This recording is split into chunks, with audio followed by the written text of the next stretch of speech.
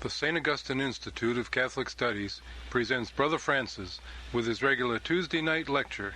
This is Tuesday, November 19th, 1985. The St. Augustine Institute Brother of Francis. Catholic Studies Father, and of the presents Brother Son, and Francis. of the Holy Ghost. Amen. Hail Mary, full of grace, the Lord is with thee. Blessed art thou amongst women, and blessed is the fruit of thy womb, Jesus. Holy Mary, Mother of God, pray for us. Our Lady, seat of wisdom, Pray for us. Saint Elizabeth of Hungary. Pray for us. In the name of the Father, and of the Son, and of the Holy Ghost. Amen.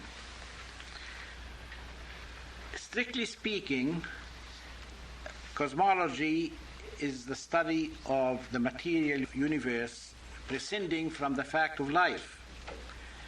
And therefore, the meditations on that grain of sand in my finger is the only part that strictly belongs to cosmology, because we will be coming to psychology, which studies life, and then the other considerations will be relevant to them. But the purpose of these meditations is to relate things, and we shall see that we don't really understand the grain of sand until we relate it to practically the whole universe.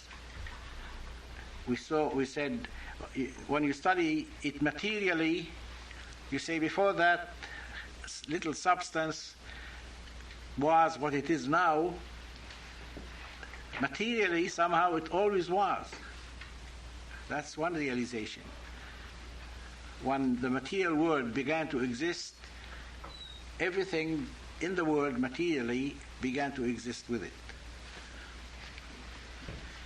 Also, when we study it from the point of view of purpose, the teleology of it, we saw how there is no point to a grain of sand until it's going to be forming the solid part of the earth, the sea beaches where children can play.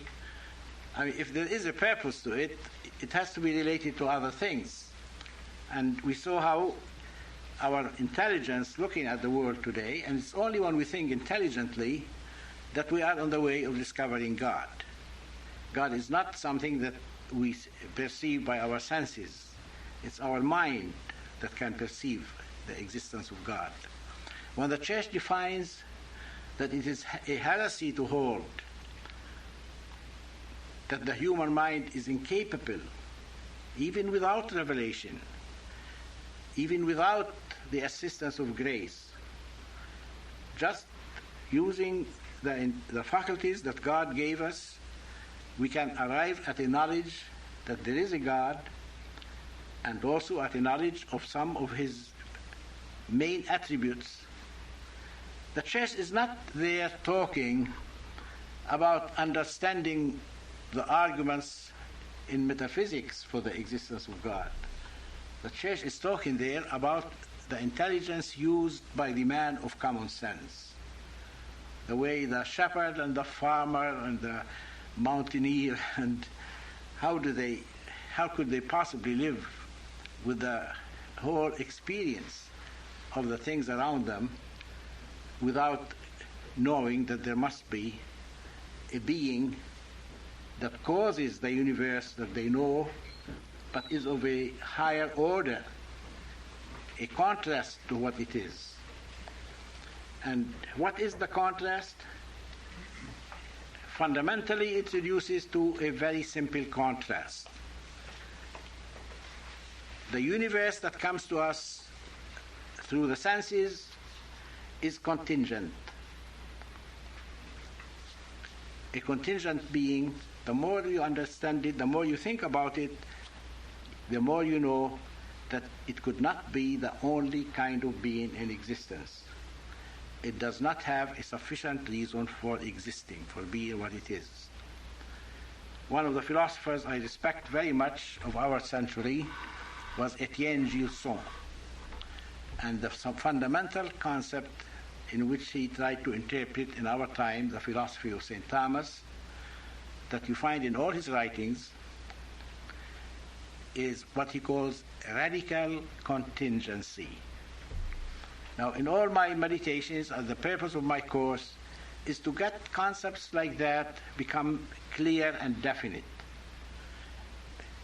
You don't need scientific philosophy to know that there is a God, even apart from revelation. But you do need scientific philosophy to understand the principles by which we arrive at the conclusion, to be able to think correctly about everything else.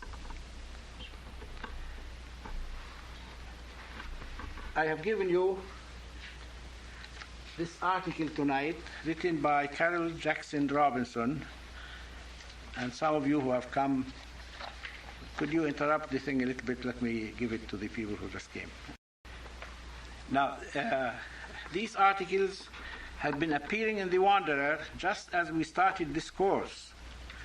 And to me, they are providentially a sign that what we are doing is really important.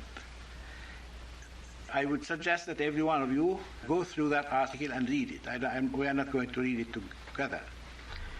How many times you heard me say that the mark of the modern age as compared with the previous ages, and the previous ages, let us say, you say, how do we call them in comparison with our modern age? We have the ages of faith, and then we have the classical ages, the age of the Greek thinkers and the Roman thinkers. And I say the modern age is subjectivism, compared with the objectivism.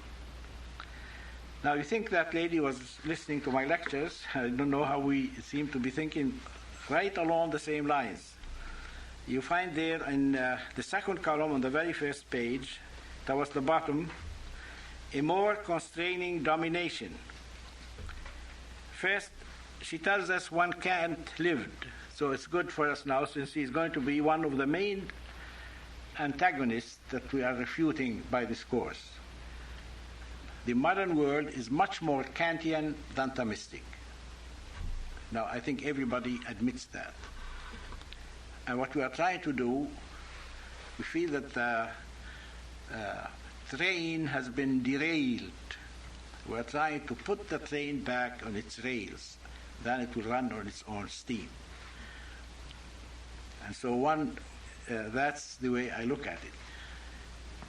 So we want to restore at least one aspect of the things we are trying to restore is objectivity. Objectivity, as understood by St. Thomas, rested on several very fundamental principles. The fact that we have an intelligence that presides over our senses. Our experience is not just reduced to the sense impressions, but our intelligence has to find the truth through these sense reports. Otherwise, we would be performing more like angels than like men. That's why one of the fundamental principles of scholastic philosophy is that there is nothing in the intellect that has not come to it through the senses. Nihil est in intellectu nisi quod prior fuerit in sensu. That's one of the very first principles. Another foundation for the philosophy we are trying to uphold, and we want to uphold it by way of deep realization. We are not trying to do it a priori, by just beginning up in the sky. That's the importance of that little grain of sand in my finger. That's not something that I could have made up, you see. That's very objective. It's either there or it is not there. Nobody could say I made it up. It's not a fiction. As a matter of fact, it's not something that anybody could have made up except its creator. So that's the objectivity that we go back to. Another foundation of that philosophy that we are trying to restore is the fact that things are intelligible. In other words, they do have a report to convey. And there is a very intense predilection in reality to convey the truth. The fact of light is probably the most fundamental material reality. Almost everything, once you finally come down to it, you find that it's bottled up light. Everything is just about ready to explode into light. But even before it explodes, just think of, in a beautiful day like this, think of all the mountains and trees and lakes that we're broadcasting what they are to the whole world, whether there's anybody to appreciate it or not. Just continual giving out of what they are, hopefully to a knowing mind somewhere to receive them at some point. The definition of truth is one of the things we are trying to restore. Truth is conformity of mind to reality. Now, we shall see how Kant turned that completely upside down. Instead, first he made reality unknowable in itself. A word you will find there is a typical Kantian word, is the word noumena. Noumena. That is the word that he used in contrast with phenomena. Phenomena are the appearances.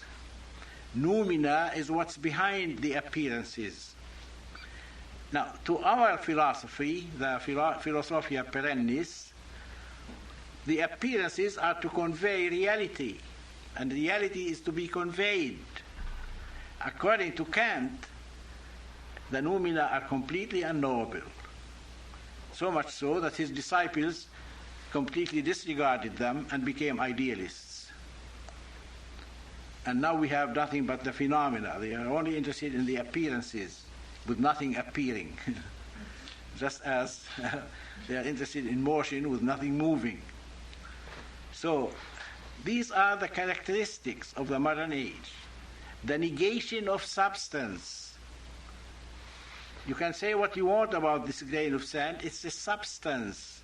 And it is the foundation of the things I say about it, what it can do, what can be done to it, what impression it makes on me. When you put billions of it together, how it makes a sand beach. But it's all rooted in the substance of the thing. They deny substance completely. And we shall see how that has affected our theology.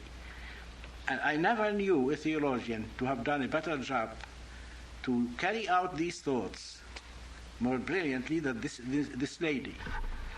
It's very sad to know that she visited the St. Benedict Center and spent some time here, and obviously she was attracted by the challenge that the center has given, and I never met her. The people with whom she was visiting were very careful to make sure that she never connected with us. But someday we might get to know her. She is an extremely intelligent woman and very, very capable in expressing herself.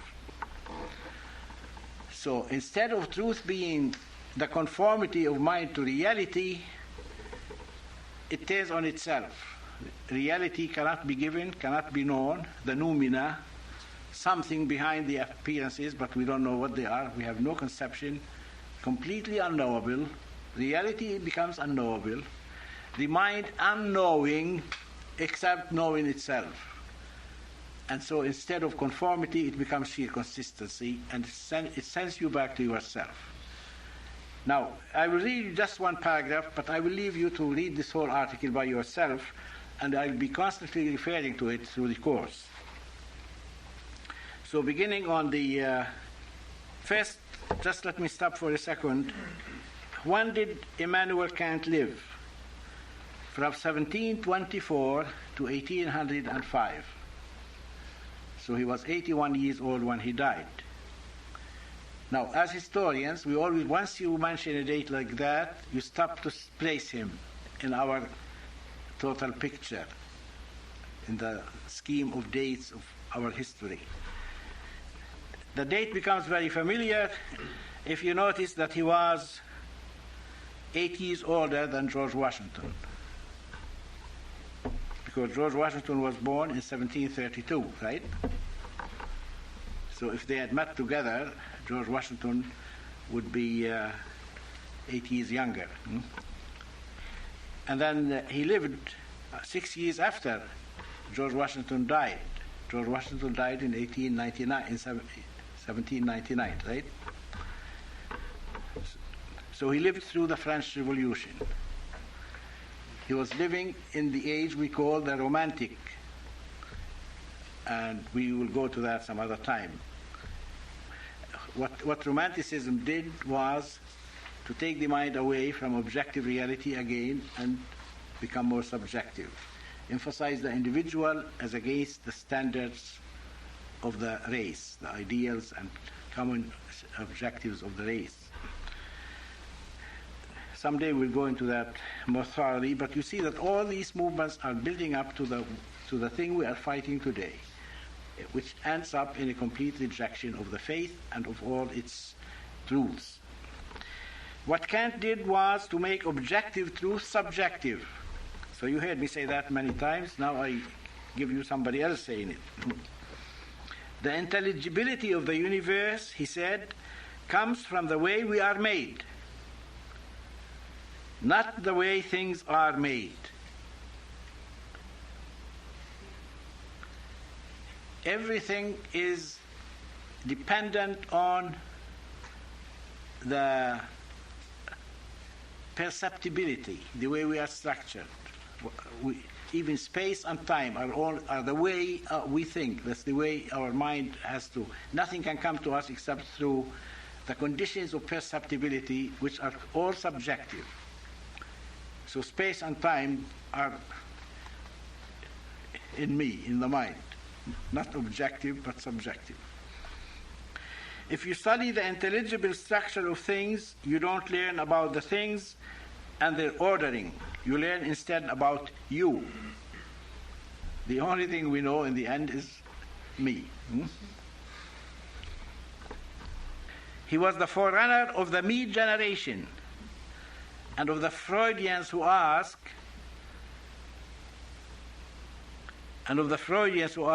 what is wrong with you that you spanked Johnny, instead of inquiring what Johnny has done to deserve punishment. What a simple phrase, and yet how much is implied in it.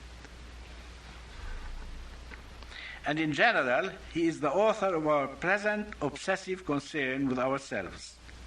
Nothing could be more upside down, more topsy-turvy than Kant's philosophic revolution.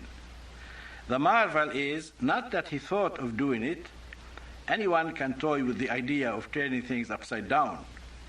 But that he had the audacity, he would say courage, to work it out. And did he work it out?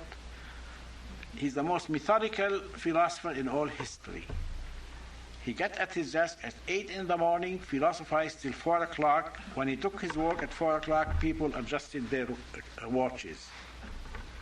German consistency, methodical. He began with a lie, and he carried it absolutely to the limit. If you never can catch him in one inconsistency except that his whole philosophy is wrong. He denies the very fact of knowledge. You do that, and then everything else becomes consistent. There is something sacred about truth. We know instinctively that we must know that we must bow before it. With Kant, it dissolves into an unknowable noumena. That's the word.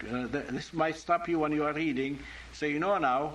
In philosophy, you only understand a concept when you understand its converse. See, you don't know what you mean by accident till you know what you mean by substance. Concepts in philosophy usually come in pairs. So when you hear the people today talking about phenomena, you say, what's the opposite of that? The noumena. And what are the noumena? The things behind the appearances. What do we know about them? Nothing. Reality as such is unknowable, because we cannot know except what is according to our perceptibility. We learn that even in our physics classes. I mean, I taught it, I thought about it, and it's hard for me, even as a philosopher, to get over it. The color is in my eye, is in my mind. It's not in the rose. What is in the rose? Oh, I don't know. Electromagnetic waves, different air frequencies and so on. So that's neither red nor blue nor so on. It's only as they come to me. So everything is depending on us. Now, we have to get over that completely. The redness is in the rose, not in my eye. Otherwise, the eye is not a knowing power, but a creative power. It doesn't perceive what is, it makes it. And essentially, that is the philosophy of Kant. We don't perceive the reality, we just make our own reality. And if we make our own reality, the whole thing depends on me, and every man can then make his own ethics and his own morals and his own religion, and the whole thing, everybody then walks around like a solipsist on the loose. And then you say, well, how is it that they can even talk to each other?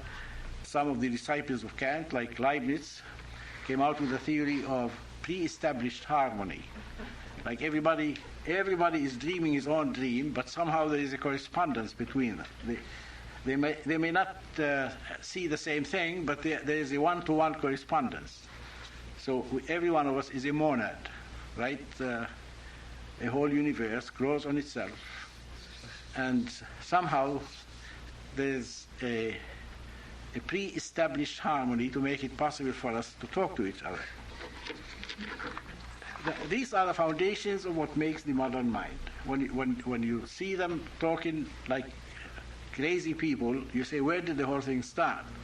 Now, nobody could have invented this.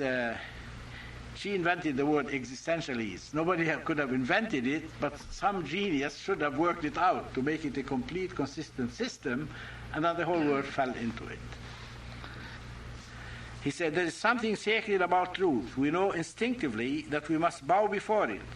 With Kant, it dissolves into an unknowable noumena, and we have nothing to contemplate but our own newly invented knowing apparatus.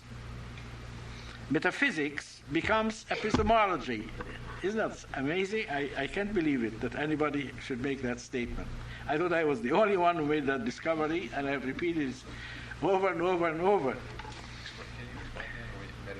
Metaphysics became epistemology. Metaphysics is the knowledge of being. Epistemology is the knowledge of knowing. So there is no knowledge of being, it's all knowing, the knowledge of knowing. What do we know? We know knowing. You see how the object disappears and the subject becomes everything. Metaphysics becomes epistemology. After him, a whole series of idealistic, the idea is what is real, philosophers were imprisoned in their minds, concerned not with reality, but with how they experience what purports to be the reality, and forever trying to find out who they are and to love themselves rather than to know and to love God. They have banished objective reality and serious consideration. Now, to find God is to find an objective reality on which we depend. Now, when you destroy the whole objective order, you become your own God, so to speak. In the end, you just find yourself. Then you speak of self-respect, of self-independence, and so on. And you have the age in which we live. Forever trying to find out who they are and to love themselves rather than to know and to love God. They have banished objective reality from serious consideration.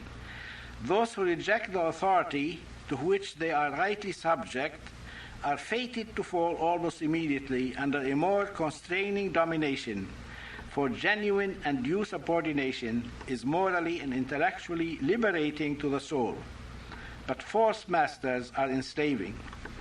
The prototype of this truth is the case of Adam and Eve, who escaped from obedience to God only to become subject to the devil. So here Kant rescues the mind from its dependence on objective reality only to confine it within the limits of its own alleged subjective categories. This is what Rahner means when he talks about the changeless a priori structure of the human mind. A priori, what's the contrasting word for a priori? A posteriori. A posteriori means what comes from experience. All our knowledge is a posteriori. That's one of the foundations of Philosophia Perennis. We don't begin with any truths like angels. We begin with experience, and we from it evoke perceptions and principles. As you know, the great philosopher and father of scholasticism, St. Anselm, had developed a theory for the existence of God, for proving the existence of God, which was very convincing to him, and he defended it with a tremendous energy. Our conception of God is the being greater than whom no other being can be conceived.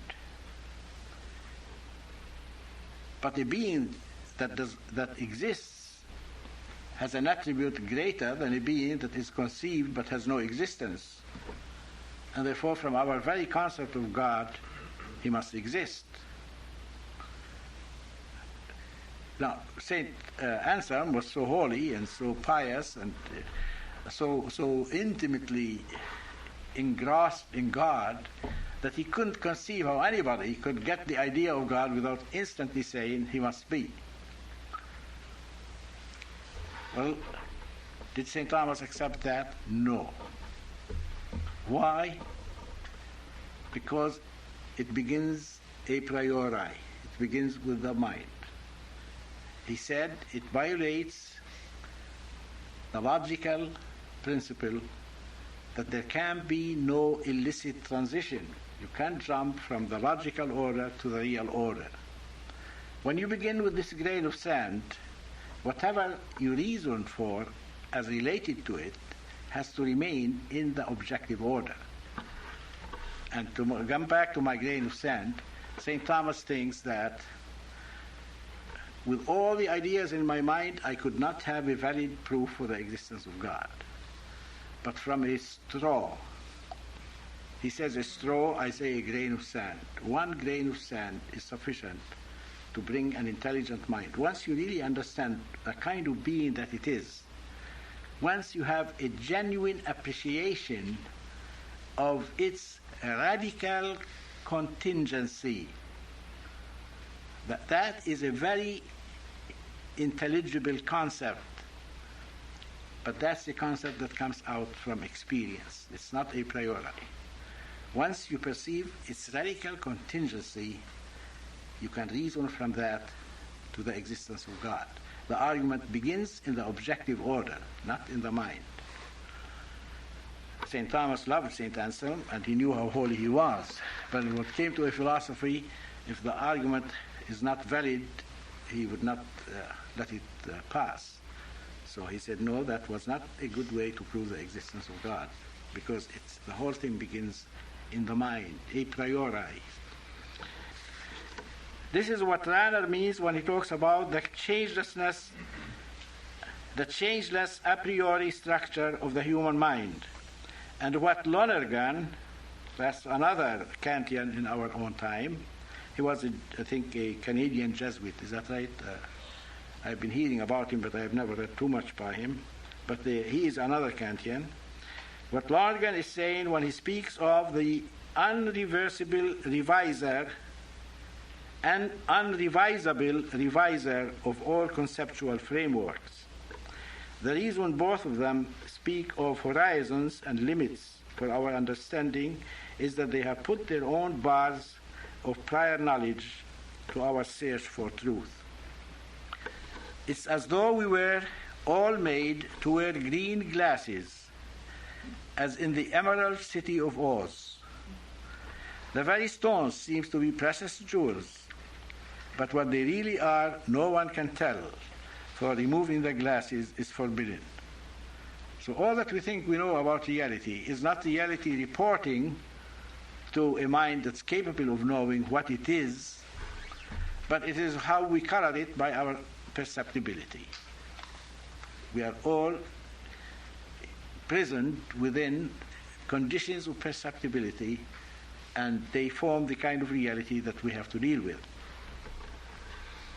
Later, men will find a way to change the color of their glasses, but without removing them. This will be called consciousness raising. The most patently absurd American application of Kant's idealism is to be found in Christian Science. You aren't really sick, you just think you are. Instead of giving you medicine, I will read you the writings of Mary Baker Eddy.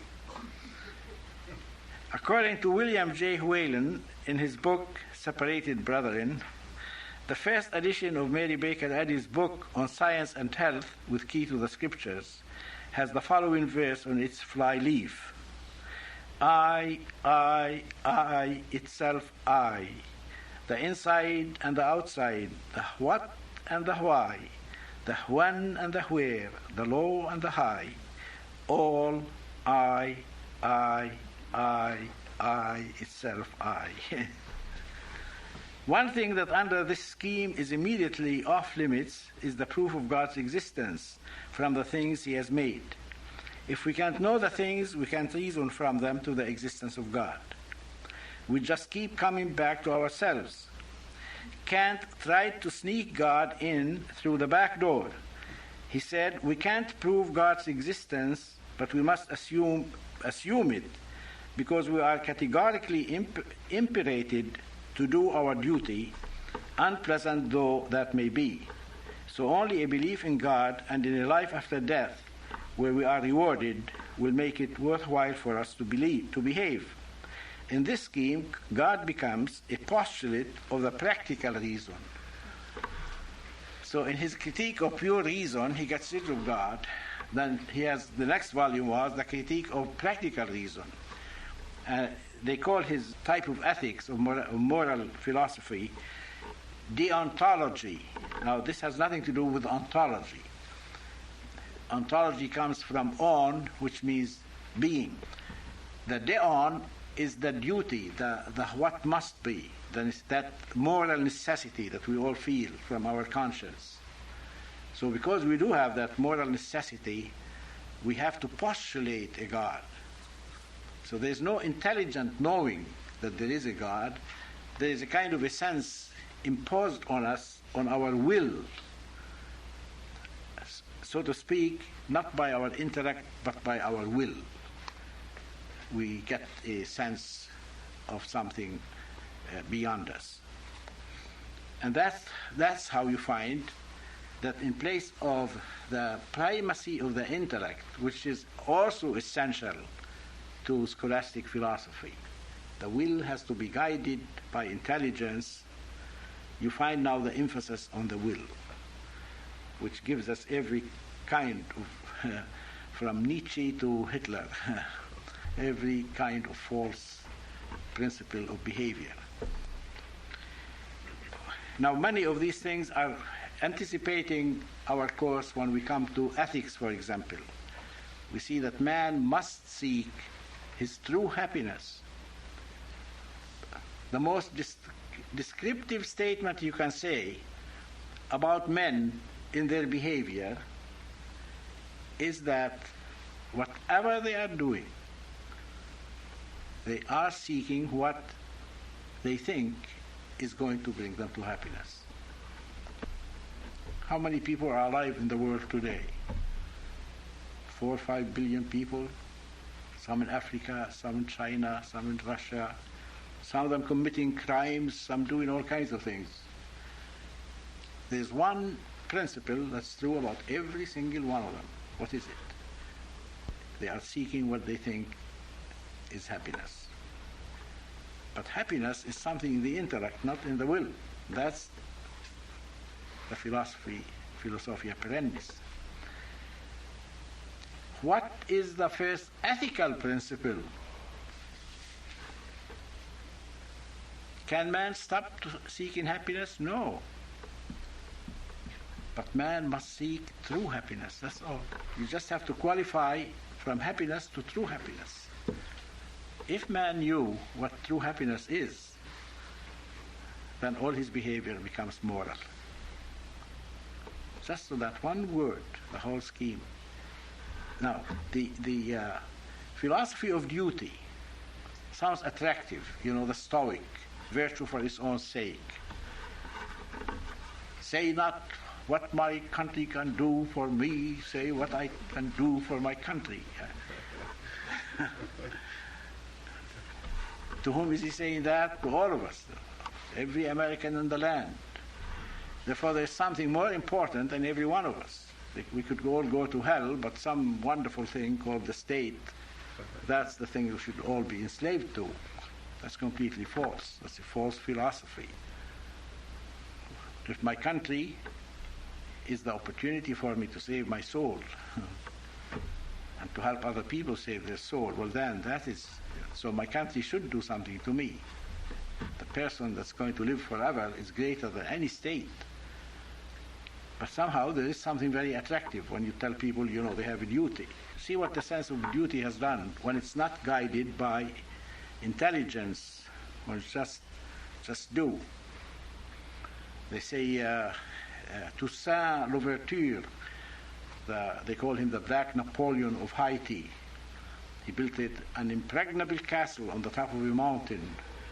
The French were trying to fight with him, and they didn't succeed, so they sent him ambassadors to talk things over. He invited them to a big banquet on a little plateau on a mountain surrounded by precipices on all sides.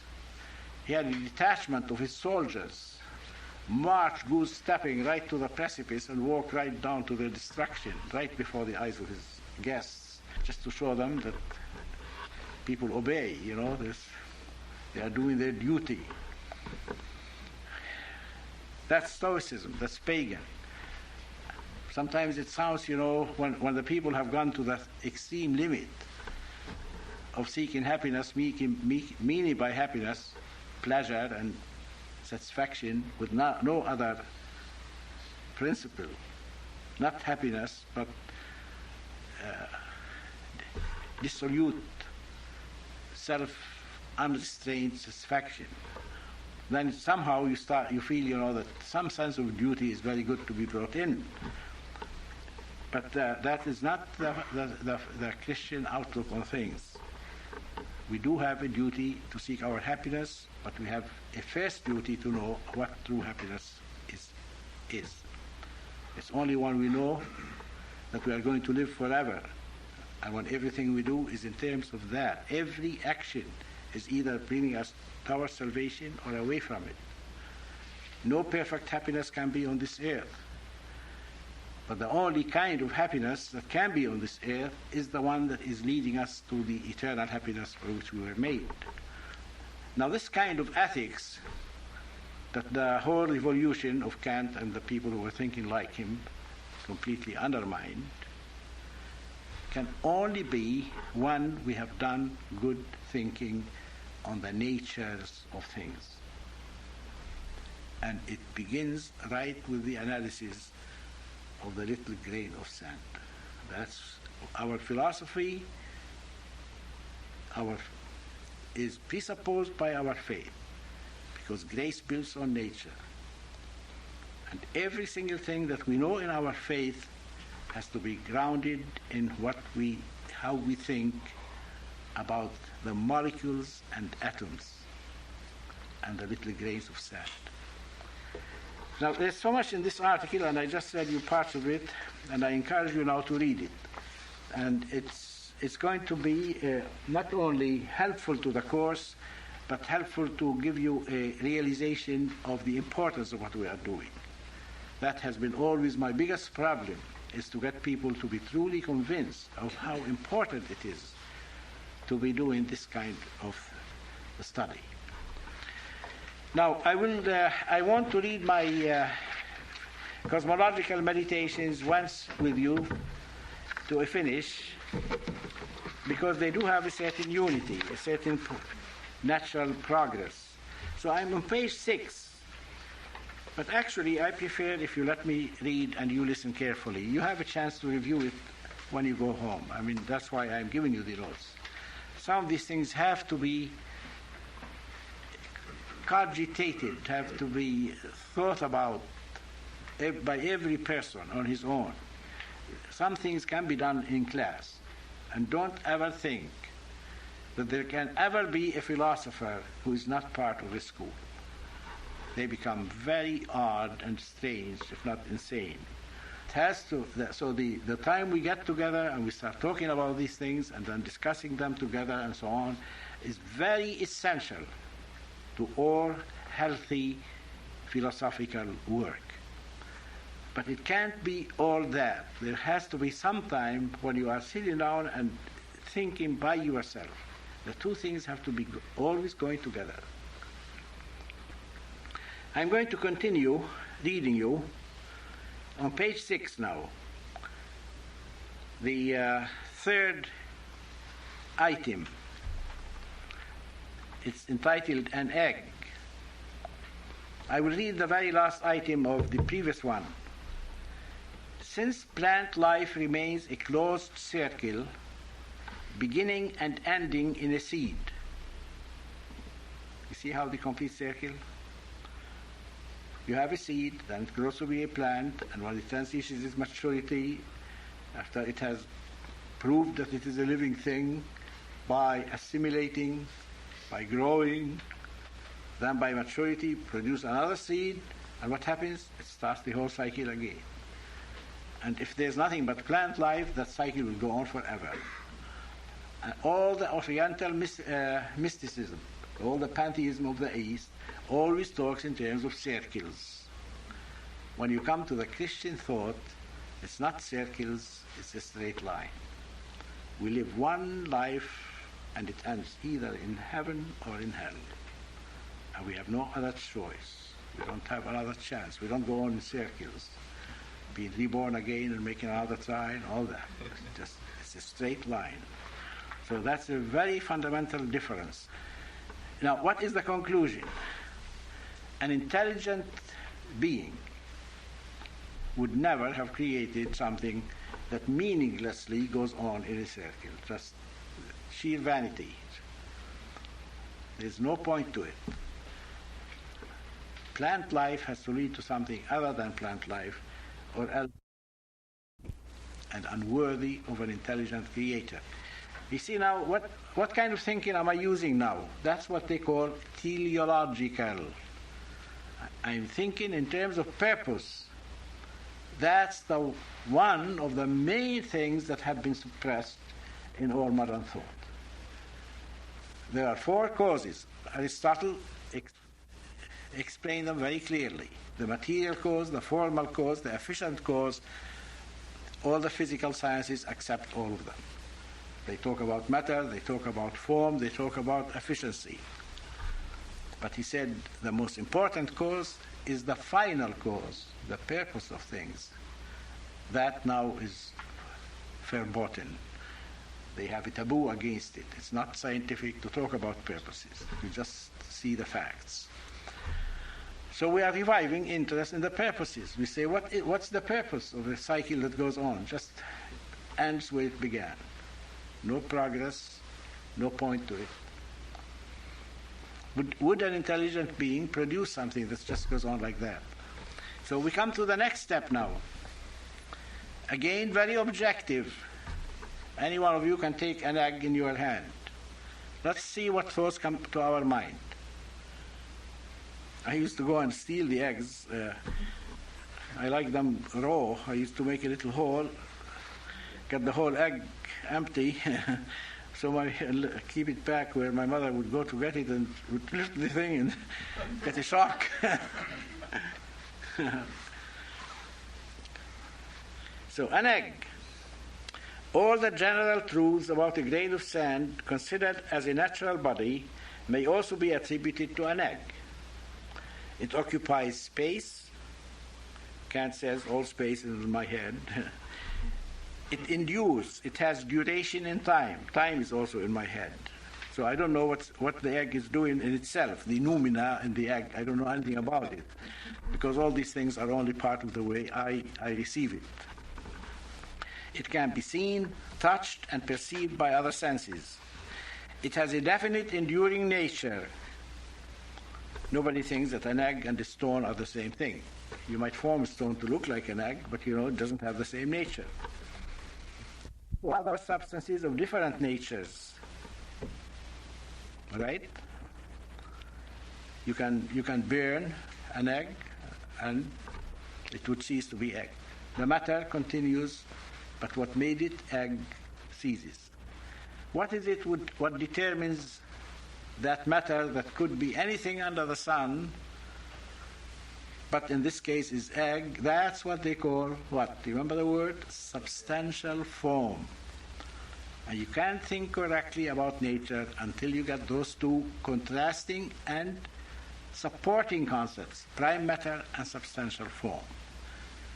The matter of the thing was created on the first day of creation, but that egg wasn't created on that day. That was in the potency of matter. And then we have to see how it was formed. And it can exist for a while, and then it can cease to exist, but it cannot be completely annihilated. All our sciences support that truth, but that truth is fundamentally religious. Everything that is made by God has to reflect in some way the permanence of God. All right. It cannot, however, be utterly annihilated. That is, it represents a quantity of matter which to be something which has to be, you have to correct that when you come to your pages. You will find little mistakes. I typed them myself, and I'm not the very best typist in the world. Which has to be something or other. Also, all the general truths about a mustard seed considered as a living body may be attributed to the egg. As a living substance, the mustard seed and the egg possess a power entirely lacking in the grain of sand, namely the power to move themselves towards the attainment of greater perfection. There exists a quasi-desire, so to speak, in the mustard seed to become a fully grown plant, in the egg to become a bird. In both living objects, there is manifest a more significant unity of substance than there is in a non-living thing, a unity that triumphs over diversity. We call it organic unity. In the tree, the roots, the trunk, the branches, the leaves, and the flower are one life. One life. Now, if you don't want to use your mind to see these things, you are not going to see anything. I mean, it is not they just deny the existence of God. They stop their intelligence to see anything, even the things that are right next to them. As I used to put it in my classes, when they don't want to believe in God, they don't wait until they reach the corner. They start to take a left 5 blocks ahead of time. You don't know why they are distorting their thinking. It's because they can see what it's going to commit them to. Now, the existence of God is not self-evident. And there is a very deep reason for that. God made the kind of world in which he can be discovered by love. We think that God's problem was, if I'm going to create intelligent beings, how am I going to make it possible for them to find me? Actually, God's problem was, if I want them to find me by the good use, meritoriously, by the good use of their faculties, how am I going to hide? God, who is infinite truth, infinite light, it would be, if I had a pin to hide in a room and say, try to go and find it, it's very easy to hide it. But supposing I had a blazing 10,000 lamp, and while it is shining that way, I want to hide it. Now that was God's problem. God made the world for us as a trial. When we make an act of faith, we pass that test. It's both intelligent, but it's also somehow by goodwill that we want to find the truth. When you see people distorting their own thinking so that they don't want to know God. The existence of God can be found by reason, but it's never compelling. And it's always possible for a person to choose to refuse to recognize it. Now, everything we are doing here prepares the mind to finding God. But you can see that there's a little bit of goodwill required even to accept the truth. The mind, the will, has to be there too, cooperating. In both living objects, there is manifest a more significant unity of substance than there is in a non-living thing, a unity that triumphs over diversity. Anybody who has not wondered at a tree can never become a philosopher. That's why Aristotle said, you cannot become a philosopher until you have wandered. Wonder is the beginning of all philosophy. What makes that same life? Everything happening in the rose is related to what's happening in the flower. There's a unity there. And it's a unity not just by that every part of it is the same as it would be in a dead thing, but that with the different diversity of organs for different functions, all of them related to the one life. But similarity between the mustard seed and the egg comes to an end the moment the egg turns into a bird, a sentient being,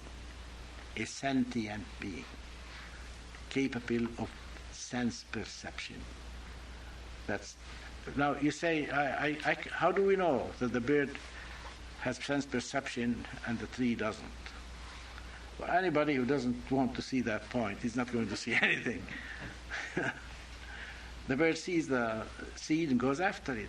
You just watch any animal at work, and you know that they must be guided by. One day I was reading in a book, and there was on the book a black dot that I thought was bad punctuation because it wasn't where the dot should be. And then suddenly the little black dot took off and started running. Now, I'm more amazed by the small things than by the big things. I mean, if an elephant had walked into the door, I would have been surprised, but not as much as when that little... And to see all the articulate legs running around, it must have... So I put my finger there, it changed its direction. Now you say, well, how do we know? Because it just happened to change direction. So that little thing there, that you almost need a microscope to see it, still was equipped with the ability to see at a distance that there was a finger there which could be a danger. Now, if you don't want to see these things, you're not going to see anything. So they don't start doubting God. They start doubting very much. I say they take a left turn 5 blocks ahead of time because it's going to lead them to some commitment they don't want to accept. But similarity between the mustard seed and the egg comes to an end the moment the egg turns into a bird, a sentient being. In sense perception, a new plane of perfection becomes evident. Sense perception is a kind of knowledge, be it the lowest level of knowledge. And in plants, as in all non-living things, there is no knowledge whatsoever. A tree does not, you say, well, now they raise these problems, but even the problems as they are raised, they prove the point. They say if you plant a willow tree and there is a pool of water, you find that all the roots move in the direction of the water. But by contact, the humidity, if there was no humidity, they wouldn't move in that direction. It's by contact. You think, that the leaves of the willow tree said, oh, there's the water, and so I will send my roots in that direction. In plant life, there is no sense perception. It's an entirely different. And then the marvel of things is how the harmony of attributes in every kind of being. When sense perception arises, locomotion must arise, and we shall see very good reasons for it. How terrible it would have been if you hit a tree and it can't run away.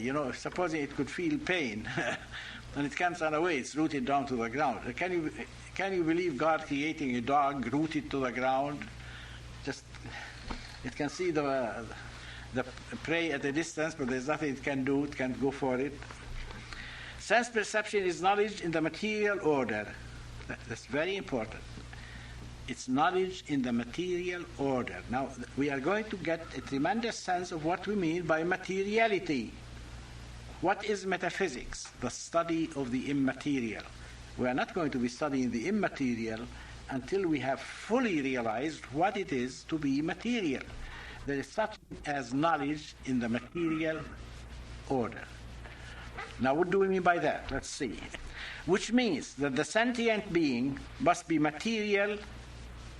The sentient being itself, that means the cat, the dog, the chicken, the bird, the snake, the little thing, that little point that started running, no matter what it is, an insect or anything, if it has sense life in it, itself must be material. That's one thing. Also, the object must be material. That little point can do some wonderful things, but it cannot solve problems in calculus. There's nothing immaterial in its behavior. It has to behave towards a material thing. The dog can go after a bone, but it cannot write a constitution for a society of dogs. And the medium has to be material. You see what you mean now? It has to be a material organ. Now, one of the first things you have to get of the mind of the highly educated Harvard students is that we don't think with our brains. Now, first they begin to think that they think with their brains, and the next thing they think that the computers think. All our senses have material organs and could not operate without them. Even the medium necessary for sense perception, that, for example, light for seeing, air for hearing, must also be material. So we have to get now that we have touched a plane that's going to lift us way above matter, we are still having it on the conditions of matter. Sense perception. Very important to realize that. And yet, when one material being becomes aware of other material objects, materiality is somehow transcended. That's the word underlined, because that's a very important word, and we're going to be using it. And the 10th step is taken on the scale of being. In fact, the sentient being, or to use ordinary language, the animal, somehow takes in the material universe and appropriates it to itself and begins to use it for its purposes. 6. Knowledge is a reality or an experience that is sui generis. If Kant had known that one fact, he could have saved himself all the trouble and saved us all the confusion that he put into the word. Knowledge is an experience sui generis. You can't reduce it into any other kind of experience. You can say it's like eating. You can say it's like taking something, putting it in your pocket. You can't put it into any other category. You look and you see the moon. You look and you see the rose. You look and you see a dog running. You say, what happened? Is the dog in you? Are you in the dog? What happened? There's the object, there's the knowing subject, and the knowing subject knows the object. That's it. It's a fact. You deny that fact and you are in trouble. That's what Kant did. Immanuel Kant denied the fact of knowledge. It cannot be reduced into any other reality or experience. It cannot therefore be explained, but neither can it be explained away or denied. When they talk about explaining now, most of the time it's explaining away, like when they explain the dogma. Knowledge is a mystery of the material order and could perhaps be one of the landmarks pointing to a mystery of a higher order. What I mean by that we'll have to wait till we get to the ontology course. When I see the moon over there. My knowledge is entirely within me, and the moon is entirely over there. The knower and the object known become somehow one, and yet the two remain distinct. An animal being a knower is somehow in unity with the entire material universe without being dissolved or lost in that unity. On the contrary, the sentient being finds purpose in that cognitive unity as it begins to make use of the whole known universe for achieving its life purposes.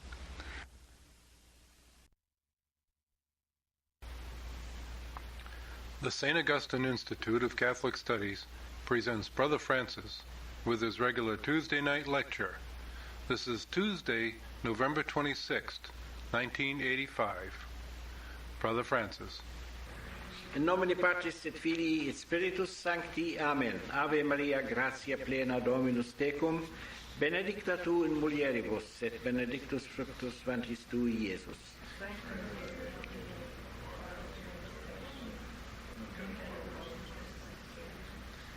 Saint Leonard of Portmoris, in nomine Patris et Filii et Spiritus Sancti. Amen.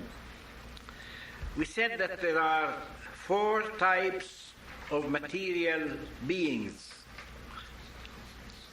and we said that they can be represented by a grain of sand, a seed of a plant like a mustard seed. I choose the mustard seed because it occurs in our Lord's parables, obviously, but I could have chosen any other. The egg of a little bird, and a human being, a child. Cosmology properly studies the universe prescinding from the fact of life. And you might think that I should stop my cosmological meditations at the grain of sand. Let the others wait until we come to the next philosophy course, which I hope is not too far in the future. But actually, you do not even understand a grain of sand until you have seen it in the larger perspective.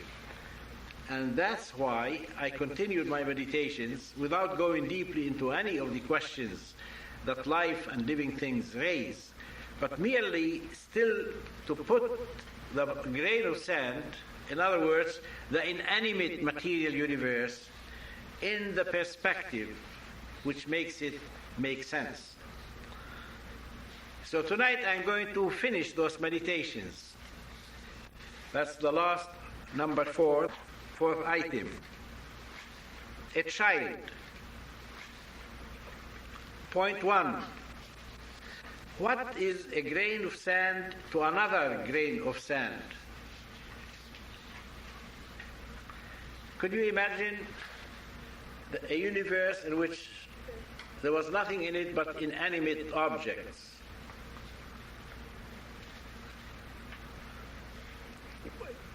Here we are discussing the grain of sand and relating it to all kinds of interests. Notice how many things are presupposed. Our very existence, our minds, our interests, our relating it. Two grains of sand could be side by side for 1 billion years. What's going on? Nothing. Neither one of them is conscious of the other or of itself or of anything. Do you see how meaningless it is to be talking about an inanimate universe? And how unfitting for an intelligent creator to have created things that have as little meaning as that. I mean, that one insight would keep us thinking for a while. Only as part of a garden in which a flower may grow does a grain of sand have meaning and purpose. 2. What is one flower to another flower? Seeing that even as beauties, neither of them can appreciate either itself or the other flower. What is being where there is no life? What is existence where there is life? And what is life where there is no consciousness, no knowledge of any sort? 3. And what is existence even with consciousness where there is neither personal reflection nor permanence? A bird's life is a fleeting experience, a temporal and temporary process which emerges out of an eternity of non-existence to sink back into an eternity of non-existence. That's all animal life. Any bird, they're all that, as long as the world existed, it was not, that bird did not exist. And once it dies, that's the end of it. Forever, that bird will not be. That's animal life. A bird's life is a fleeting experience, a temporal and temporary process which emerges out of an eternity of non-existence to sink back into an eternity of non-existence. A contingent being, notice that word contingent underlined. Now, to get a sense of the contingency of things, these are the intelligent insights that lead a wholesome mind associated with a good will to the knowledge of God. The more we realize the contingency of ourselves and of the world in which we are, the more we come to the knowledge of God. Now, the knowledge of God doesn't come to us as the way people think today, like we just found ourselves in a world and dealing with the objects around us, and then suddenly we started reasoning about it, and finally we come to the conclusion there must be a first cause, and he cannot be contingent. When the cause is as contingent as the effect, it does not stop the question. It merely leads to other questions. So the realization of a contingent being leads us to the realization that there must be a necessary being. Actually, if that's all our awareness of God, it's almost like just proving some theorem in geometry. I mean, it will touch our life almost as little as that. We find ourselves in a universe in which all the traditions and all the talk of people and all the experience of humanity is full with the traditions, the echoes of God's dealing with us, his interference in history, what he has done to us. And it's only a question of seeing that our intelligence does not oppose these traditions. It isn't that this is the only contact we have with God, just the fact that we can, in a court of philosophy, finally say, well, there must be a first cause, and he cannot be a contingent being, so he must be a necessary being, and then we prove some other attributes. We are overwhelmed with all our Christmas, our Easter, our traditions, everything that's going on. Our knowledge, the talk of people is full with references to God. It's a question of finding that our intelligence is also leading us in the same direction. Now, actually, we are aware of our reason more when it's moving in the direction of atheism, and then we can see its absurdity, and we see how it's abusing its own intelligence to go away from the knowledge of God. It's not when it's leading us to it, because it's merely confirming what our whole tradition is teaching us. But it's only when it starts to be perverse and start to go the wrong way that we start discovering the fallacies which lead it away from God. Now, this word contingent, let me stop on it for a second, because that's a very important philosophic idea. the deeper our realization of what it implies, the more our philosophic growth will proceed. It's one of four categories. You know that all philosophy is the knowledge of being. You know that the concept of being is the most fundamental, the first concept. As a matter of fact, the one concept which is found in every other concept. It's impossible for us to think about anything that is not a being. So the very first determinations of being are therefore the most important philosophic ideas. And what are the very first determinations of being? They are possibility, impossibility, contingency, and necessity. So here I am giving you now four very important ideas.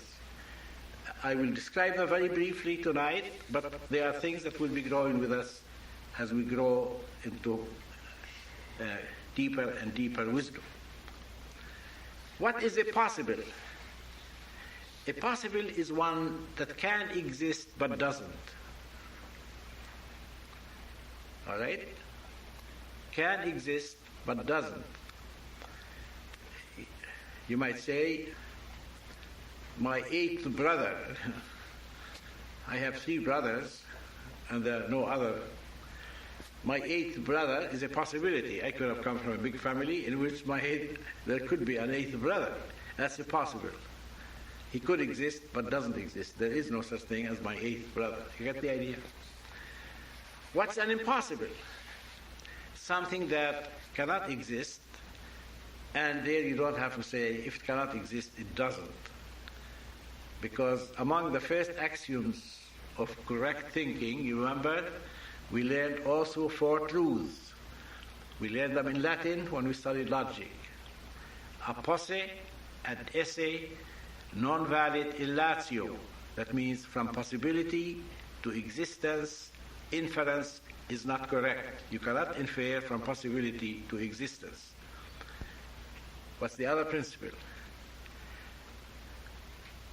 A non posse ad non esse valid illatio. From impossibility to non-existence, the inference is correct. If a thing is impossible, it cannot exist. What would be an impossible? A square circle. I say, oh no, I have one in my room. I say, you don't have one in your room. Well, how do you know? You didn't wait till I show it to you. You will never show it to me. Why? A non posse and non esse valid illatio. From impossibility to non-existence, inference is correct. Illatio is the Latin for inference. If you remember that verb, ferru ferre tuli latus, inference have one part of that verb, but latus, latio, is also the same meaning, the same verb. So illatio means inference. From possibility to existence, there can be no inference. From impossibility to non-existence, you can infer. From existence to possibility, can you infer? Yes. If the thing is existing, it means it is possible. Is it possible? If men can't fly in the air, well then, human beings flying in the air is a possibility. If it is existing, then it is possible. You see from non-existence,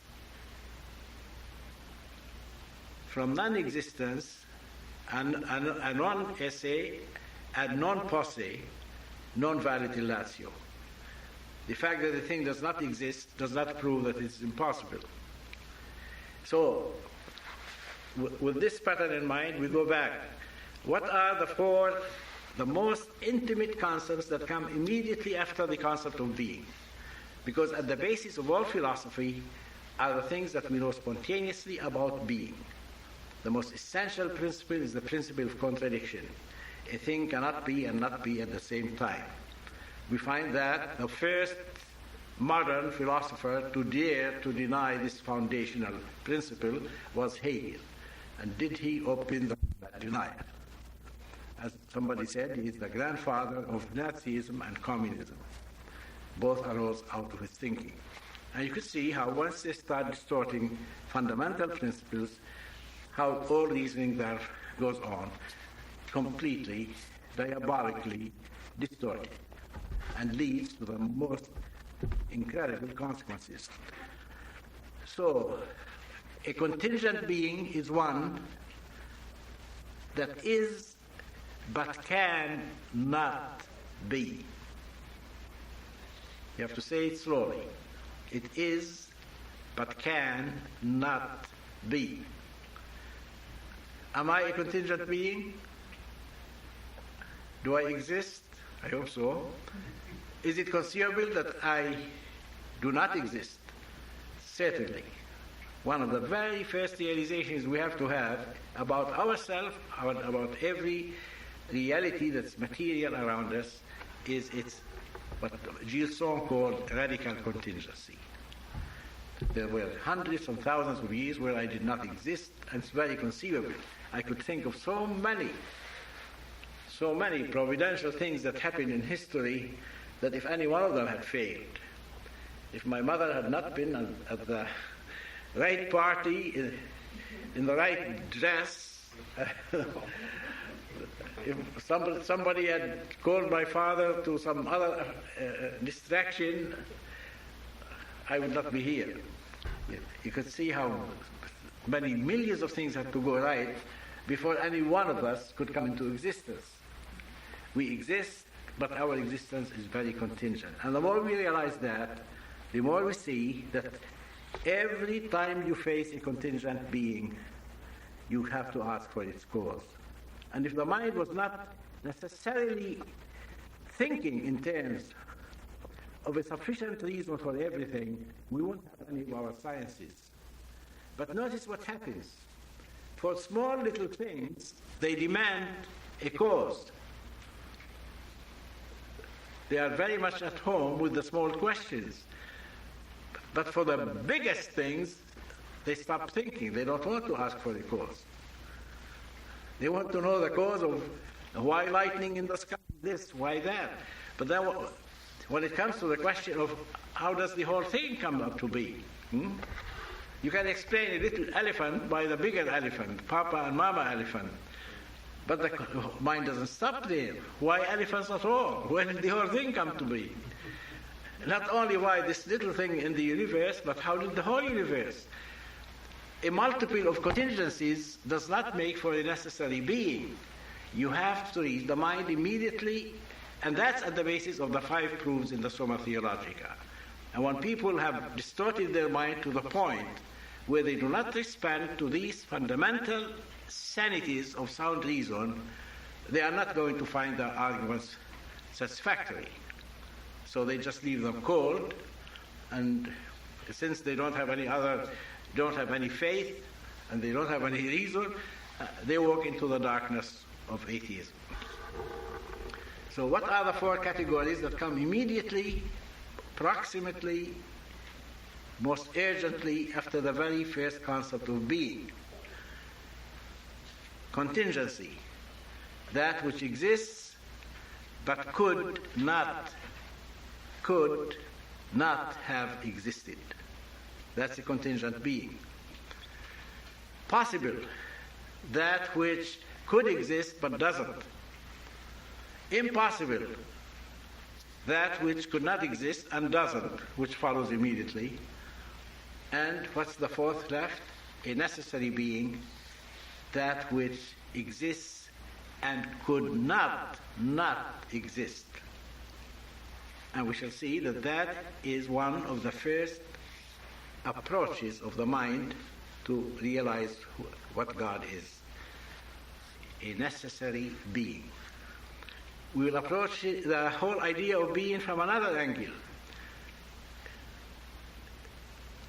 A being can be in se or in alio.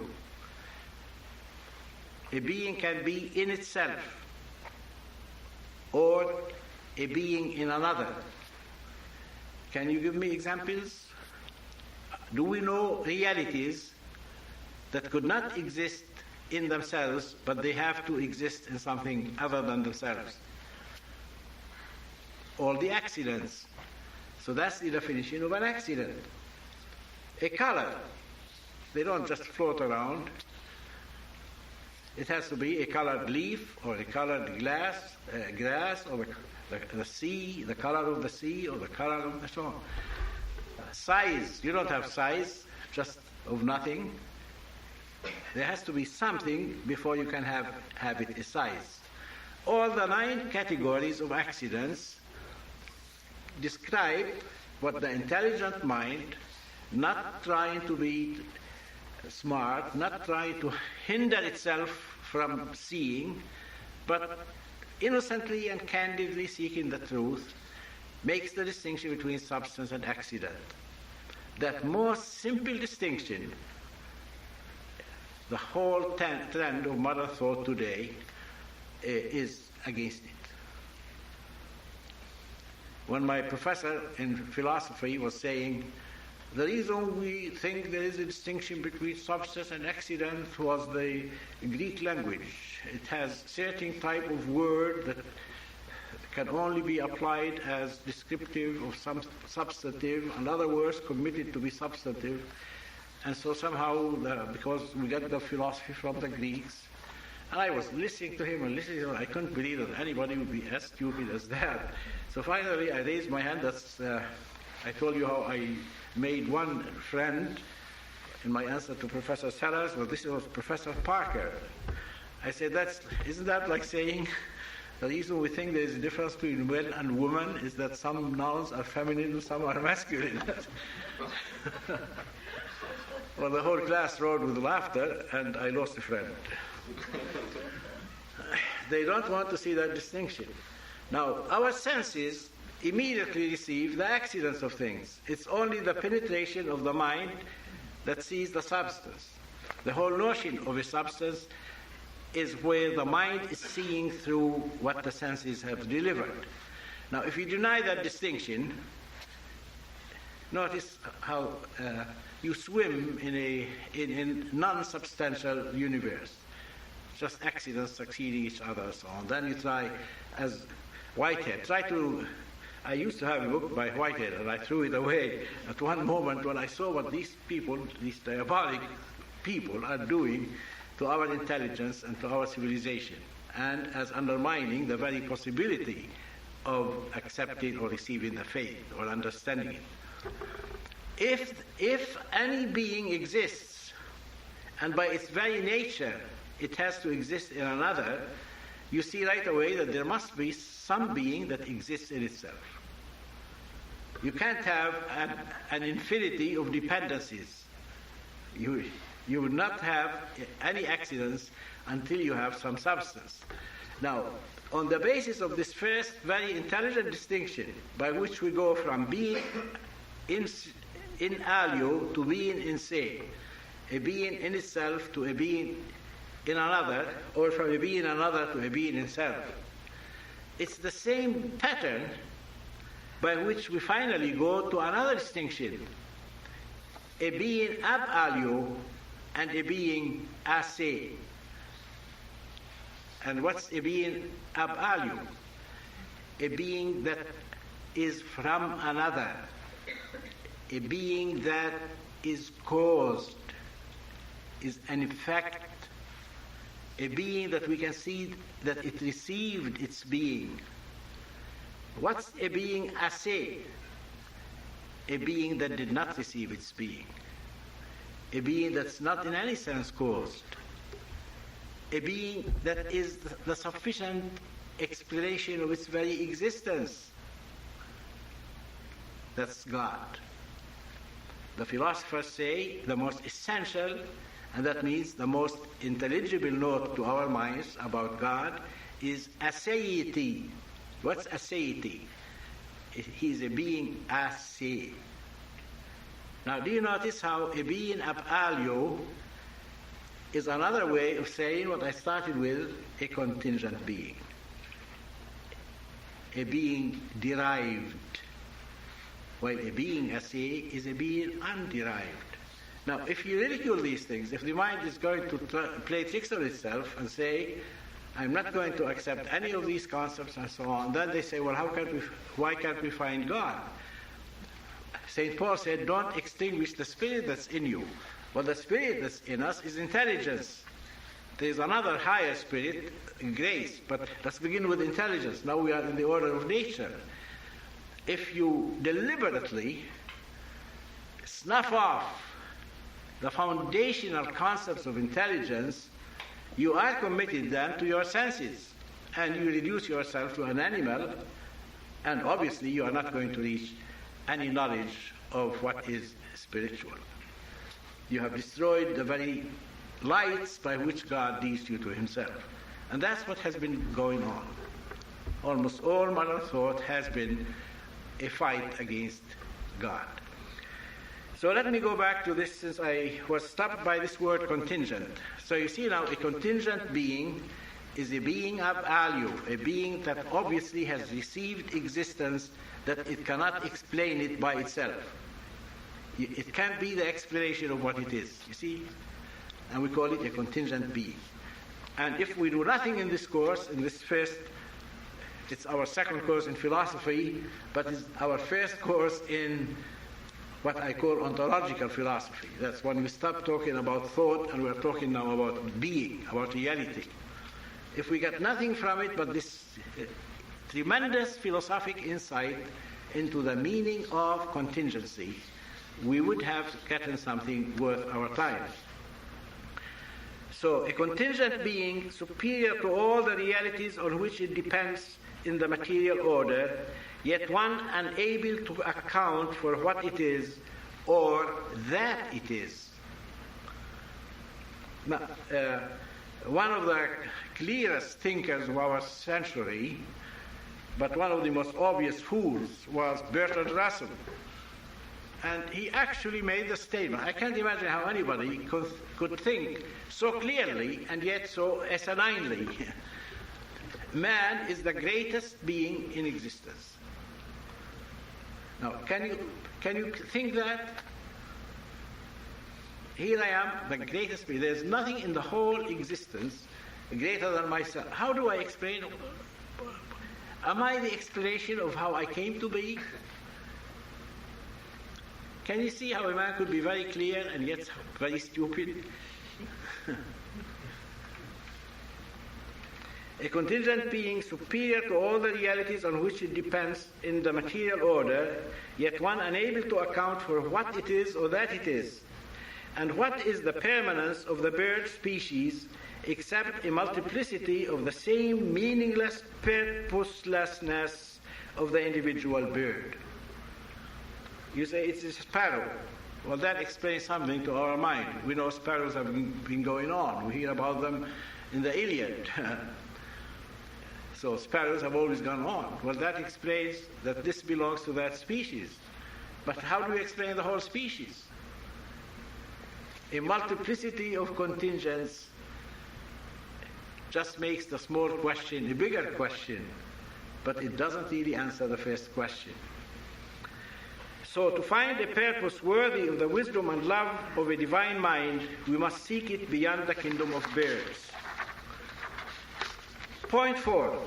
The experimental sciences are restricted by their several methods to certain aspects of material reality, to what can be felt, measured, or controlled. But true philosophy seeks the whole of reality. The modern sciences stick by the sensible appearances. What's the word for the sensible appearances of things? The phenomena. While philosophy seeks after the intelligible realities that the phenomena are meant to reveal somewhat, but somehow also to conceal. What is a case in which the phenomena conceal? How did God make use of that lovely little paradox? In the Eucharist, the appearances, the species, are a veil under which our Lord hides. It's not the natural thing, but you could see that the phenomena somehow reveal, but somehow also veil. And that is essential to our existence, excuse the pun, in this veil of tears. However, reality, even the material reality of the visible universe, becomes a whole only when the realm of mineral existence, only when to the realm of mineral existence and to the realm of plant and animal life, a child is added to the perspective. Otherwise, the cosmos remains incomplete, truncated. So you see why I cannot begin to talk about the cosmos when I am restricted. Even though as a philosopher I have to present from the fact of life, I cannot even discuss the non-living things in the universe until somehow I have put them in the total perspective. Otherwise, the cosmos remains incomplete, truncated. 5. If a flower is queen in an inanimate world, and if a bird is king in a universe lacking all consciousness, so is a child in a world lacking intelligence. With man, the material universe connects with a new realm of reality, the spiritual. Now, when we start talking more technically about the soul, most people today don't really know how to think about the soul, and we shall see all the fallacies that come out of bad thinking, methodical, scientific distortions, and so on. They don't even have the ontological category to which soul belongs. Now, I've already hinted at that category when I told you that the soul in living things is the substantial form. So if we don't get the idea of substantial form, even when we are talking about a grain of sand, we are not even going to talk about soul and know what we are talking about. However, while every living thing must have a substantial form, and at least the philosophers call it soul, even when they are talking about plants and animals, in the case of man, that soul is more than a soul, it's a spiritual soul. Now, I am instructed to correct an impression which I might have made last week when I said that all creation took place in one instant. Now, that's true about all material reality. After that first instant of creation, no matter was added to the universe. But it's not true about spiritual realities. It's also true about the angels. Angels are not being created. But it's not true about the spiritual soul of man. And now I am anticipating our psychology course. We'll be coming to that much later. But let's know ahead of time that in the case of man, the soul is not merely educed out of the potency of matter. It is created by a particular creative act of God. So God continues creation only in the wombs of mothers.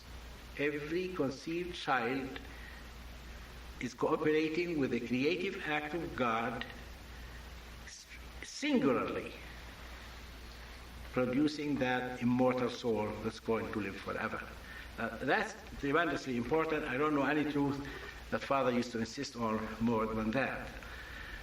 But if we don't know what substantial form is, we won't know what a spiritual substantial form is. We have to grow in all our knowledge on a ladder. Everything on the first step can lead us to a higher level. So once you reach man for the first time in the material universe, you have reached a reality that's going to be everlasting. Now, isn't that a tremendous philosophic insight to realize? You can go outside, you can watch the moon, you can even watch Halley's Comet, if you can see it tonight. You are supposed to be able to see it tonight, I guess. with a binocular maybe. You can watch the sun and the stars, you can watch the galaxies, mountains, seas. Every single material entity as such is bound to be destroyed. It could last a second, it could last a year, it could last a billion years. Some things could last much longer. But when it is destroyed, it's finished. That means there is an eternity before and an eternity after in which there is absolutely no existence, except when you are looking at a human person. You are looking at a reality that's going to go on forever. We shall see when we come to study the different kinds of duration. You see, some of the things we are leading to later when we try to study the philosophy of space and time and so on. We know that there are beings that have beginning but no end. There are beings that have a beginning and an end. And there is one being that has no beginning and no end. And we will be able to name the type of duration that goes with every one of these beings. But the first time you meet in the material world, I'm not talking now in the spiritual orders, but in the material world, the first time you meet a being that has a beginning but has no end, will go on forever. Once in existence, it will exist forever. It's when you meet a human person. With the advent of the human child into the material universe, we now have a being which, while existing entirely in this universe, is not entirely of it. A being reaching beyond all matter, all process, all change. Am I saying that man does not change? No, but I'm saying that something in man is meant to be permanent. We are in change, but also above it. The child asks questions. If we only realize how much is implied when a child asks his first question. Why? No animal asks that question. I don't need to say no tree asks it. I don't need to say no stone asks it. But no animal ever asks that question. A child asks questions and tries to understand what tremendous implications in those two simple, undeniable facts. The child reflects on itself and its activities. And even as it deals with matter, it deals with it in an immaterial manner. And while it is involved in change, it is concerned with what is permanent. Now, even though I make these remarks now, while I'm just introducing cosmology, we will be studying them and their implications much more deeply when we come to the next course, psychology. The child is a being who lives in time and things in eternity, a being who is master of his actions and personally responsible for their consequences. And every act a human being does casts a shadow for all eternity. Every decision you make, every moral decision every one of us makes, its consequences are going to live with us forever. A child is an entity that will exist forever. 7. If the visible universe could not be without the prior existence of a creative intelligence, then that same universe could not have been put in existence without man. That is, without being intended to be the requisite for human existence and at the service of human purposes. Now again, I'm only touching things here in the very first intuitive occurrence to be developed much further later. The wonder of wonders in God's material universe is man. The most wonderful, not the greatest thing that God made, but the most wonderful thing that God made is man. The philosophers, when they discover this truth, they get tremendously excited about it. They refer to man as the microcosmos. In every man there is a summary of the whole universe. Obviously, by way of knowledge, we remake the whole universe is in my mind, is in your mind. Every one of us somehow has a summary of the whole universe.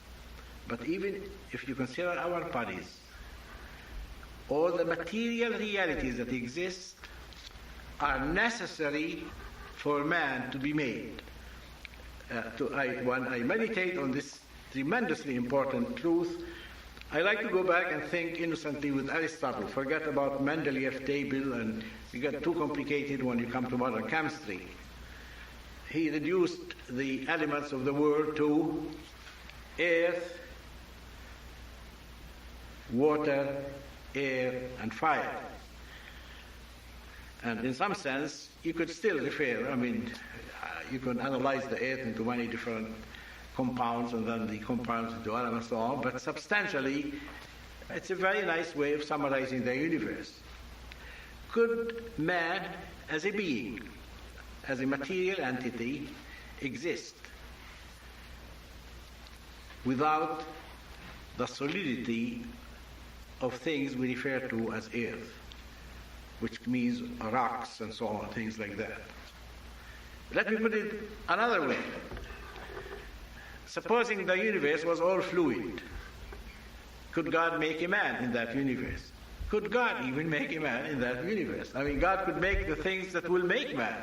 But if he had made anything but fluids, would there be a backbone? Do you see what I'm aiming at? Take fluidity. Could there be a man without fluidity? The blood is not just water, but without the watery qualities of blood, how could there be circulation? And would any man last for 1 minute when all circulation stops? Could man exist without air? If God had made the whole world a solid piece of the most precious metal, gold, out of this, could he make a man?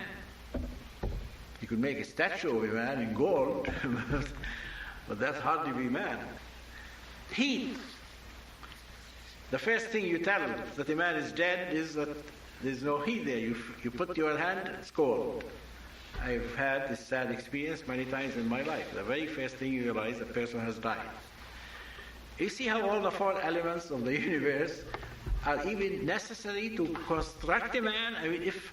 If General Motors had the power to make man, they would have to start thinking about what would be the elements necessary to produce that kind of product.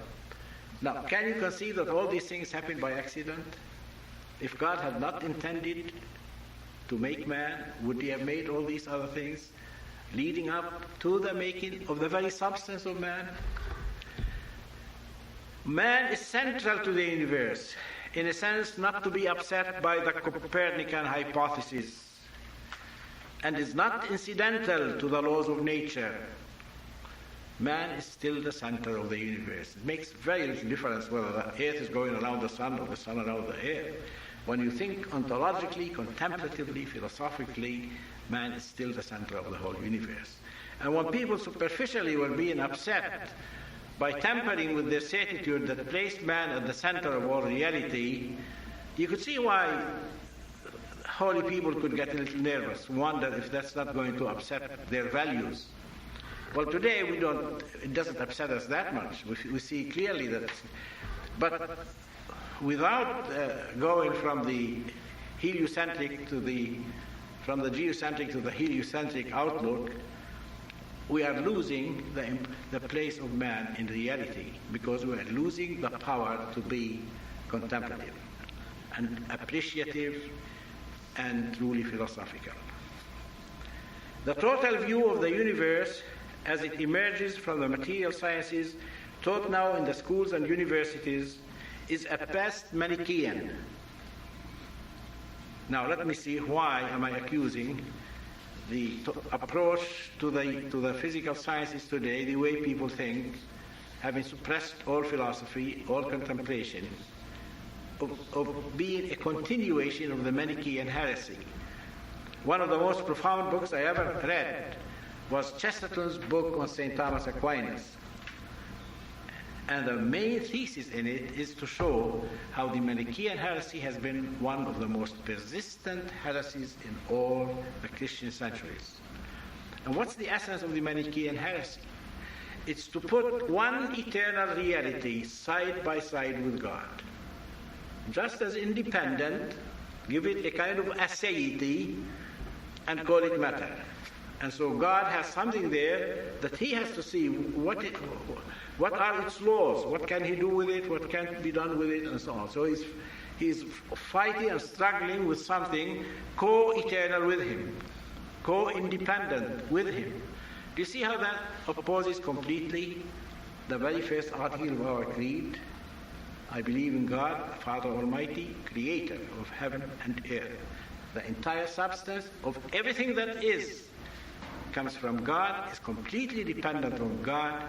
He gave it the nature, and the nature is the foundation of the laws of nature. The total view of the universe as it emerges from the material sciences taught now in the schools and universities is at best Manichaean. That is, when it does not completely ignore the reality of God, it conceives him as an eternal mind, helplessly limited by the inexorable laws of equally eternal matter. 11. There are no laws of nature prior to and apart from the natural entities created by God. All natures in the concrete are and act exactly as God intended. There is nothing that nature can do in a million years which God could not make it do in a day, or rather in an instant. This is the kind of intelligent consideration of all things together and in the concrete, which the method of science has systematically banished from education, and therefore made for the peculiar variety of folly, a cultivated and a sophisticated folly which subverts true wisdom and hinders our knowledge of God. And at the end of these meditations, I have two quotations from St. Thomas, which to me are so representative of the wisdom of that great doctor and how he can express it in such precise and compact manner. There's one mistake in number 1. Natura est ratio. There is no n at the end. You know, the I-O in Latin, when you anglicize it, it gets an N, because once you decline it, an N enters into it. So ratio, rationis. So when I'm typing, I just put that N there, which shouldn't be there in Latin. Natura est ratio artis divinae indite rebus, qua moventur at suos fines. And I gave a very tentative translation. Actually, these tremendously important truths cannot be translated. You just have to read them exactly as the saint put them in Latin. But I attempted to translate. Nature is what the divine art bestows on things by which they are moved to their ends. And the second, tota natura comparator Deo sicut instrumentum agenti principali. All nature is to God what an instrument is to the principal agent. Now, this introduces several terms here that I can proceed now to explain a little more scientifically in the sense of philosophically. Well, I'm talking about science in the sense of philosophy. The word nature. And the word nature is allied with two other concepts, substance and essence. I will use the few minutes left to me. How much time to waste? Okay, I will use them to explain these three concepts tonight. We have used them all along, but I would like to dwell on every one of them a little longer. Let me begin with the concept of substance. I'll go back now to my little grain of sand. Is that grain of sand a substance? Yes. If it is one continuous chunk, you could call it, in some sense, a substance. Does it have a unity, a substantial unity there? The answer is no. Why? I could divide it into two grains. They can come to be microscopic, but both of them are still sand. So the fact that they were stuck together is somewhat accidental. Its unity is not like the unity of a tree, or the unity of a bird, or the unity of a person, a man.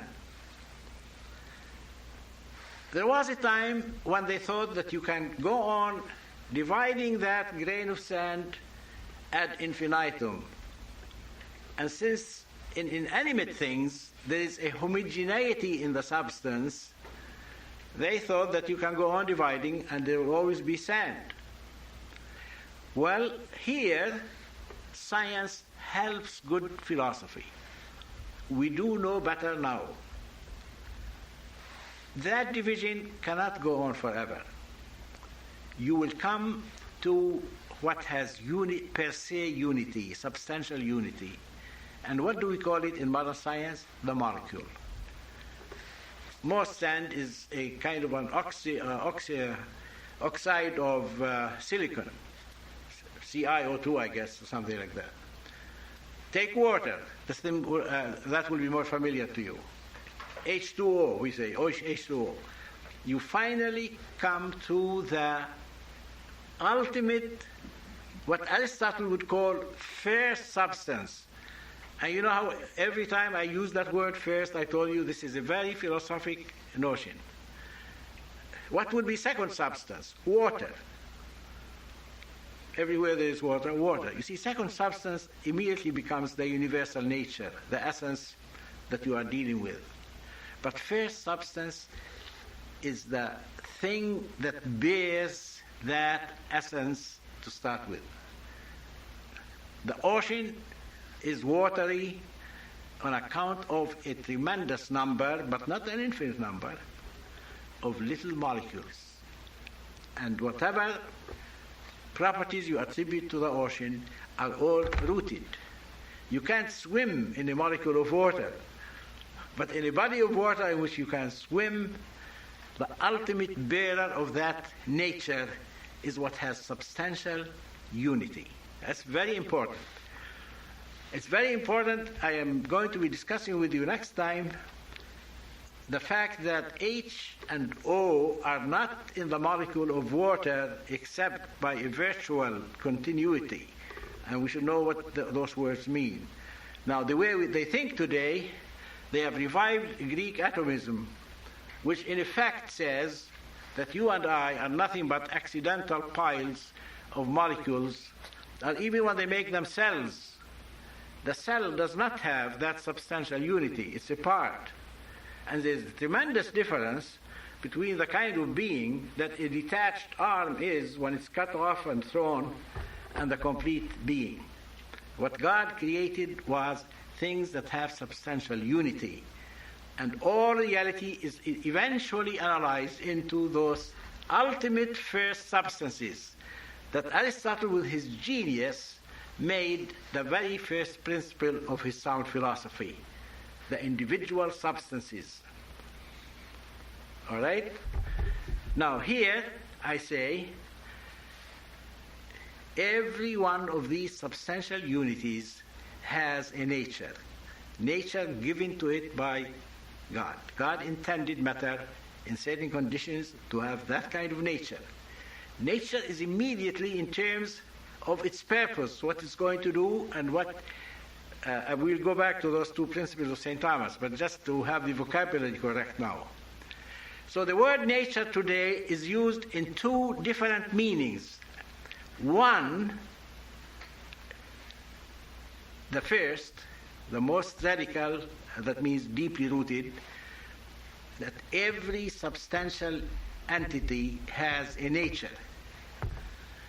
The second, the whole universe has a nature. So when we speak of, when you use the word nature, our mind goes to one extreme, to all the ultimate entities, a very large number of them, obviously, but not an infinite number. that make up the whole universe. Every one of them has a definite nature which fits it to do the part it should be doing in the order of nature. Now nature is, you might capitalize this second nature. Now nature is the whole total thing. Now some philosophers were so impressed with that unity of order. And order, one of the definitions of order in philosophy, is what brings unity to multiplicity. They were so impressed that they started talking about the soul of the universe. And they tried to conceive the whole universe as having a substantial unity. Now that leads to pantheism. That's false. Throw it away immediately. There is no soul of the universe, but there is a marvelous order that makes all these billions upon billions upon billions of little entities, each with its own nature in the small n, cooperating for a big purpose. It's these realizations that make us philosophers, and it's these realizations that bring us to the knowledge of God. Now, let me go back now to those three concepts and see how they relate with these substantial entities that I am talking about. I was asked before the class, what is the meaning of the word species? And as you remember, in our course of logic, the 5 predicables, what were they? Species, genus, differentia, property, and logical accident. Remember? Now, species, genus, and differentia occur in the definition of what? The essence of the thing. All right? So, the essence of the thing. All right? Species is the complete essence. Genus is the determinable part of the complete essence. Differentia is the determining part of the complete essence. So the word essence comes there to explain to us the word species. Essence, that's another term that's being challenged in modern thought. This existentialism is a rejection of essence. They don't think that that's a valid concept. Now, I will be coming to that. I might have to contribute my article, which was written as soon as this heresy in philosophy arose, about 1946 or something. In the House Labs, I wrote a whole article on it, and I think it still stands valid. So I might give you a copy of that. So they don't like this concept of essence. I will be coming back to it. Essence is the whatness of things. It's what answers the question, what is it? The complete essence is what we call the species, and that's what we define. It's what is defined. We shall see the limit of definition in the natural order, natural beings. Did I use all my time? 2 minutes. Okay, I have to be very quick now. So let me now relate those three concepts. Substance is what has a per se unity. Essence is the whatness of that thing, and that there is a whatness to it because it is a very definite thing there. And nature is the essence of the thing conceived as the principle of what it does and what can be done with it. Now, this is a set of philosophic definitions that we are going to be using all through the course. In the name of the Father, and of the Son, Holy Ghost, amen. Hail Mary, full of grace, the Lord is with thee. Blessed art thou amongst women, and blessed is the fruit of thy womb, Jesus. Amen.